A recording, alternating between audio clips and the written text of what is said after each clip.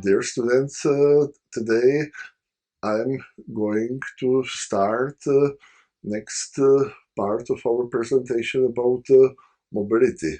Uh, for today's presentation, I prepared some basic ideas about smart mobility. First of all, I would like to say a few words about mobility demand modeling. For mobility, it is very important to know the targets or the travel demand that is derived from demand for activities. Understanding of travel behavior is secondary to understanding activity behavior. Best transport is no transport. If you look at this slide, you can see 200 people in 177 cars, so the street is full. Next picture is the same situation without cars. Other picture is people on bikes, and next the same number of people on the three buses, and last picture is the same number of people in one light rail train. You can see that public transport is very essential for our cities because they enable to transport high number of people by light rail train that is more efficient than people transporting by passengers cars. In Europe, we have a special methodology, sustainable urban mobility plans. Sustainable urban mobility plans in European cities give recommendations for coordinated action in specific areas: urban logistics, urban access regulations, ITS employment in urban areas, urban road safety. SAMP provides policy framework and provides a basis for a continued debate across the city. The challenges of urban mobility in Europe is 23% of CO2 emissions causes urban transport. Urban road accidents represent 40% of all road fatalities, approximately 11,000 per year, and so on and so on. I mentioned Sustainable Urban Mobility Plan, SAMP. Urban Mobility Plan is a special methodology that have four parts. The first part is preparing, well, second, rational and transparent goal setting, third one, elaborating the plan, and last one, implementing the plan.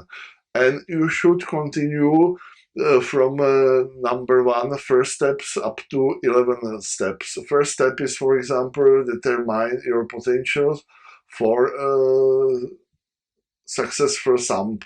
Number two, define the development process and scope of plan. Third, analyze the mobility situation and develop scenarios. Fourth, develop a common vision.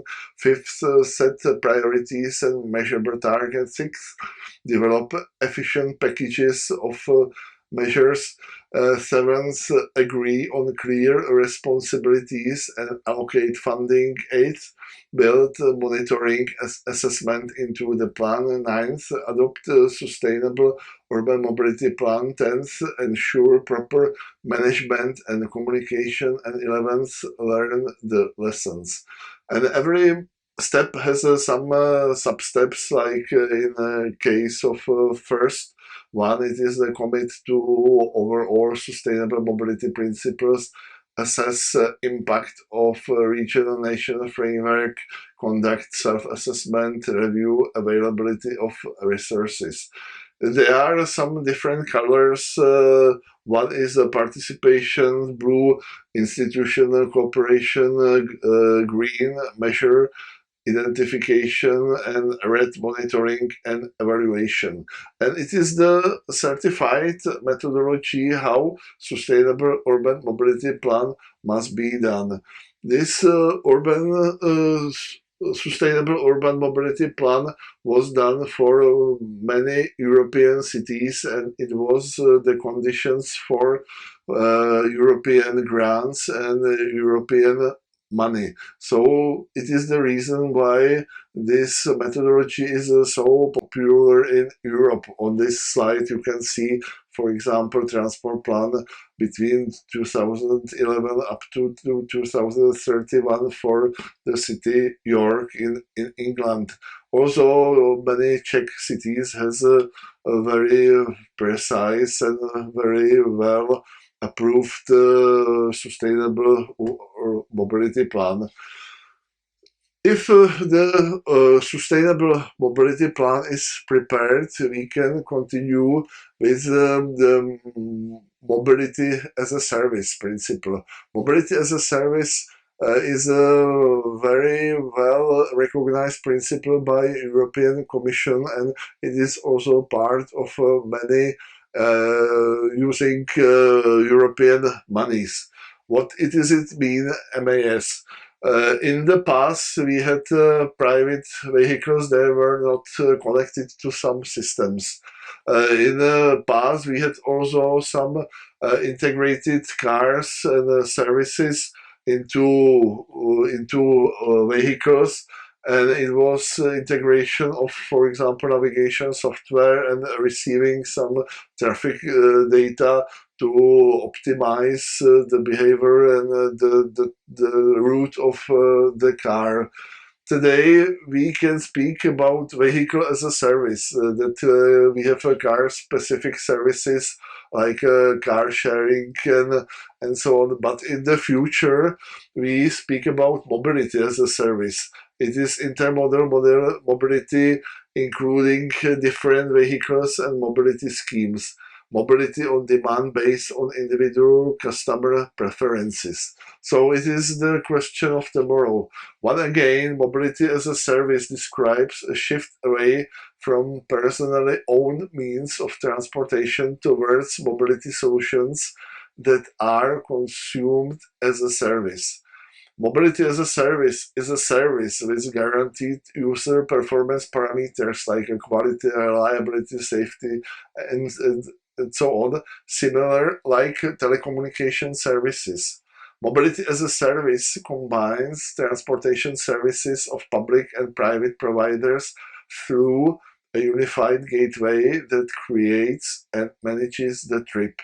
Users can pay per trip or a monthly fee for a limited distance.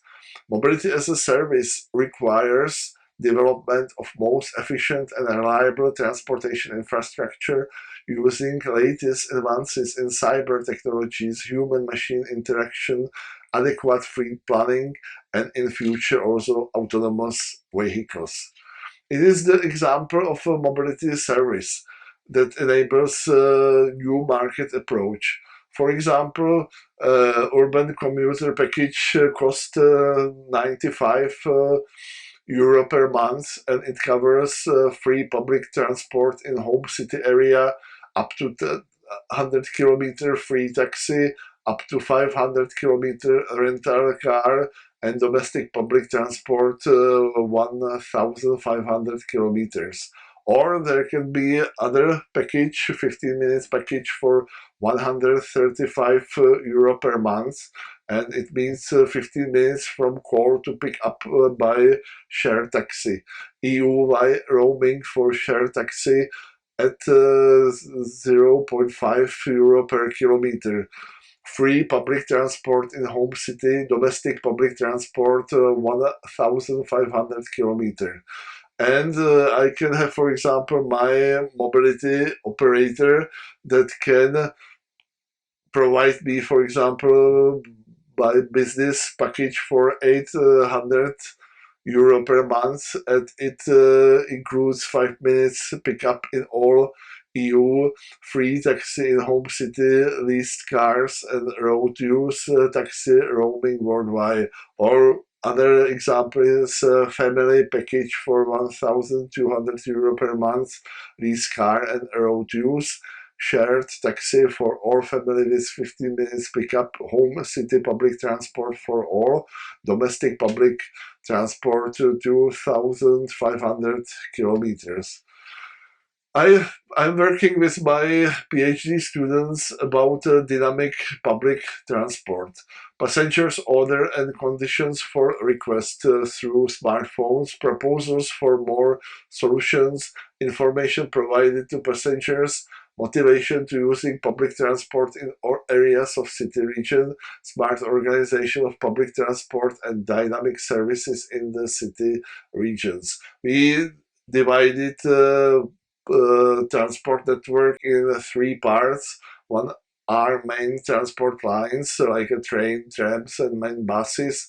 Next, regional buses, always operation in time intervals, respecting delay of main transport lines within a specific time intervals. And regional buses with low priority that in operation only by requests in superior lines or by passenger request system respecting time position of superior transport lines. Time of operation depends on superior lines. Line management depends on passengers' request. And we are very flexible in the regional buses with low priority because they timetable can be modified and different transport means can be modified to fulfill online requirements of passengers. So it was a short description of smart mobility. I spoke about mobility as a service. I spoke about way how to create a sustainable urban mobility plan, and everything yields into a collection of individualized requirements of passengers and way how the public transport or combined transport and public and private mobility possibilities organized in such a way to fulfill the requirements of all passengers of the cities. Thank you for your attention.